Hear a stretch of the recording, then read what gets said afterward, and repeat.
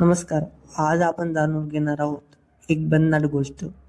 Amazon आणि Flipkart सारख्या website तुम्हाला काय हवं आहे आधीचं कसं काय ओळखतात? कधी विचार केलास का? तुम्ही एखादा शूज सर्च करता आणि दुसऱ्याच दिवशी तोच शूज सगळीकडे दिसतो. हे काही मॅजिक नाही. हा आहे अल्गोरिदमचा कमाल. चला समजून घेऊया. अल्गोरिदम म्हणजेच काय? अल्गोरिदम म्हणजे स्टेप बाय स्टेप प्रोसेस ज्यामध्ये कॉम्प्युटर ठरवतो काय दाखवायचं, कसं दाखवायचं आणि कोणाला दाखवायचं. Amazon, फ्लिपकार्ट आणि YouTube सगळे अल्गोरिदम वापरतात, पण वेगवेगळ्या प्रकारे. Amazon आणि Flipkart मध्ये अल्गोरिदम कसा काम करतो? जेव्हा तुम्ही प्रोडक्ट सर्च करता, जसे की हेडफोन, वेबसाईट तुमचा प्रत्येक ऍक्शन ट्रॅक करते.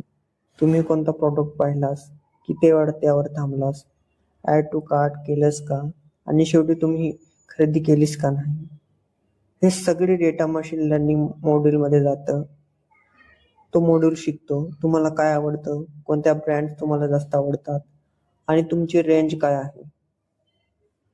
Recommendation system. आता अल्गोरिदम हा डेटा वापरून रिकमेंडेशन सिस्टम तयार करतो.